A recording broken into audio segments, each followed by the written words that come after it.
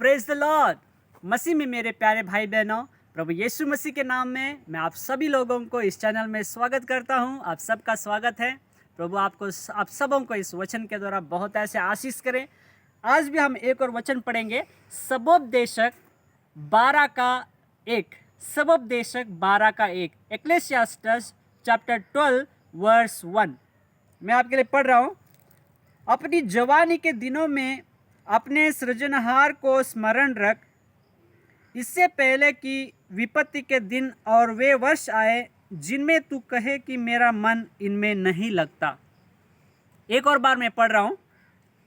अपनी जवानी के दिनों में अपने सृजनहार को स्मरण रखना, इससे पहले कि विपत्ति के दिन और वे वर्ष आए जिनमें तू कहे कि मेरा मन इनमें नहीं लगता। मेरे प्यारों, ये वचन बता रहा है विशेष जवान लोगों के लिए। हे जवान, तू अपनी जवानी में अपने सृष्टिकर्ता को स्मरण रखना। जो भी जवान लोग इस वचन को सुन रहे हैं, कृपया इसे ध्यान देकर सुनिएगा। प्रभु जवानों को क्या कह रहा है। ये जवानी की उम्र है ना, ये बहुत इम्पोर्टेंट है एक व्यक्ति को सुधरने के लिए और बिगड़ने के लिए भी। ये जवानी का उम्र बहुत इम्पोर्टेंट है। देखिए, एक जवान के पास बहुत ताकत होता है, उनका खून गर्म रहता है। कुछ भी करने के लिए उनका मन तैयार है, कुछ भी कर सकता है क्योंकि उसकी ताकत भी है। वो कुछ भी कर सकता है, ज़्यादा दौड़ सकता है, ज़्यादा काम कर सकता है। और देखिए, आजकल दुनिया में जवान लोग कितने बिगड़ रहे हैं। जो प्रभु को नहीं जानते हैं वो कितने लोग बिगड़ रहे हैं। मोबाइल के द्वारा, नेट के द्वारा, कुछ मीडिया के द्वारा गलत मीडिया को गलत इस्तेमाल कर रहे हैं। नेट से गलत काम करके वो लोग बिगड़ रहे हैं। ये जवानी के समय में बिगड़ने का बहुत चांस है, लेकिन सुधरने का भी चांस है।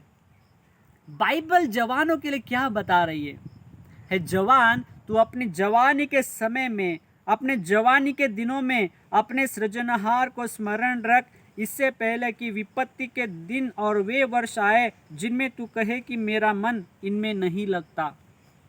विपत्ति के दिन आने से पहले हम परमेश्वर को, हमारी जवानी में परमेश्वर को स्मरण करना है, उसको याद करना है। ये जवानी का उम्र है, परमेश्वर के लिए इस्तेमाल करना है। कितने लोग जवानी की उम्र में काफ़ी कुछ गलत रास्ता में चलने लगते हैं, गलत काम करने लगते हैं, पीने लगते हैं, नशापत्ती करने लगते हैं, कोई तो बिगड़ जाते हैं। लेकिन प्रभु कहते हैं ये जवानी की उम्र को परमेश्वर के लिए इस्तेमाल करना है। परमेश्वर को जानो, परमेश्वर के बारे में ज़्यादा जानने का इच्छा रखो, इंटरेस्ट लो परमेश्वर के बारे में ज़्यादा जानने की। और कलीसिया में जो भी काम आपको दिया जा रहा है पूरे मन से करना, ताकत लगा कर करना। आपके पास्टर जी आपको कोई काम दे रहे हैं चर्च का, पूरे मन से करना। वचन को ज़्यादा पढ़ना। समझ में नहीं आ रहा है तो आपके पास्टर जी को जाकर पूछिए, उसके बारे में एक्सप्लेन करने के लिए बोलिए, उसका अर्थ समझाने के लिए बोलिए। आपके पास्टर लोग आपको समझाएंगे। ज़्यादा समय वचन में दीजिए। चर्च का जो भी काम है उसको पूरे मन लगा कर करिए। अपने माता पिता का आदर करिए। सबसे ज़्यादा ये जवानी के समय में जिसने आपको बनाया है उस परमेश्वर को याद करिए, उस परमेश्वर का भय मानिए। क्योंकि आजकल मीडिया, आजकल नेट के द्वारा बिगड़ने का बहुत चांस है।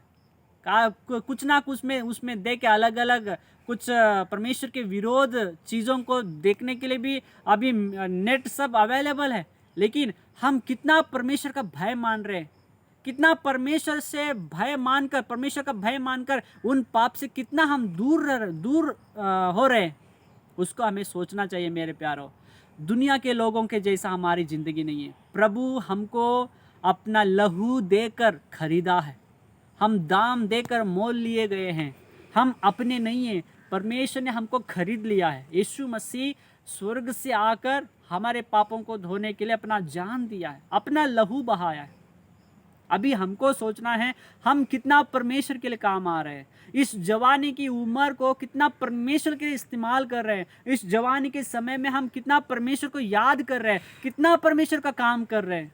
परमेश्वर के कलीसिया में क्या हम इस्तेमाल हो रहे हैं, क्या हम परमेश्वर का काम कर रहे हैं। चर्च में बहुत सारा काम है।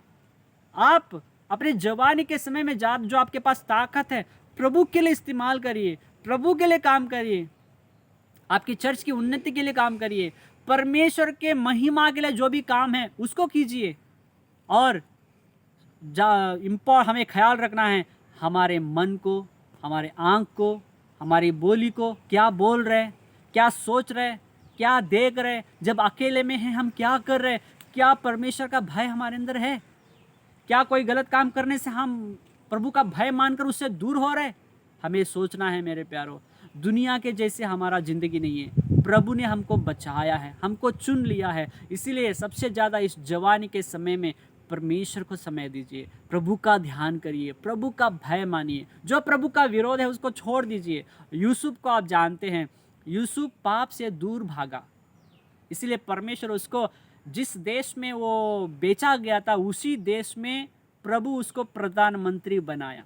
क्यों? वो प्रभु का भय माना, पाप से दूर भागा, पाप को नफरत किया, परमेश्वर के करीब गया, परमेश्वर को चुना, पाप को घृणा किया, इसीलिए प्रभु उसको इतना आशीष किया, उसको प्रधानमंत्री बनाया, बहुतों के लिए आशीष का कारण बनाया।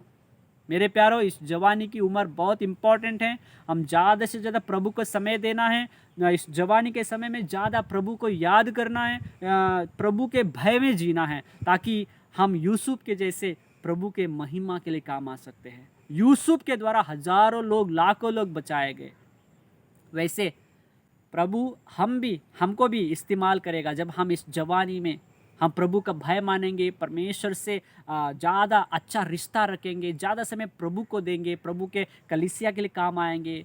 मेरे प्यारो, ज़्यादा से ज़्यादा प्रभु को समय दीजिए, ज़्यादा वचन पढ़िए, प्रार्थना कीजिए, प्रभु के संगति में जाइए। ये 3 काम हमारे लिए बहुत ज़रूरी है, प्रार्थना, संगति में जाना, प्रभु के वचनों को पढ़ना। अगर समझ में नहीं आ रहा तो पास्टर जी को पूछिए, वचन का आपको अर्थ बताएंगे। ज़्यादा प्रभु के लिए समय दीजिए, आपकी जवानी को प्रभु के लिए इस्तेमाल करिए, प्रभु को इस जवानी के समय में याद कीजिए, ज़्यादा से ज़्यादा प्रभु का काम करिए। यूसुफ के जैसे प्रभु आपको भी इस्तेमाल करेगा। मेरे प्यारे, इस वचनों के द्वारा प्रभु आपको आप सबों को बहुत ऐसे आशीष करे। एक छोटी सी दुआ करेंगे। आसमानी बाप, प्रभु यीशु के नाम में धन्यवाद करते हैं, जो भी मेरे भाई बहन इस वचन को सुने हैं प्रभु, उन सब के जीवन में आप काम कर। जो मेरे जवान भाई बहन इस वचन को सुन रहे हैं प्रभु, होने दे कि इस जवानी के समय में वो आपको याद करें, आपकी महिमा करें, और इस जवानी के समय को, इस जवानी की उम्र को, इस जवानी के समय को आपके महिमा के लिए इस्तेमाल करें, आपका भय माने, आपके सेवा में काम आ सके। प्रभु आशीष कर, यीशु के नाम में मांगते हैं, आमीन। प्रभु इस वचनों के द्वारा आपको बहुत ऐसे आशीष करे। एक और नए वीडियो के साथ हम फिर से मिलेंगे। अगर कोई नए हैं, आप चाहते हैं कि ऐसे प्रभु का वचन को सुनते रहें, कृपया इस चैनल को सब्सक्राइब कर लीजिए, दूसरों तक भी शेयर कीजिए। एक और नए वीडियो के साथ हम फिर से मिलेंगे, तब तक सबको जय मसीह की, आमीन।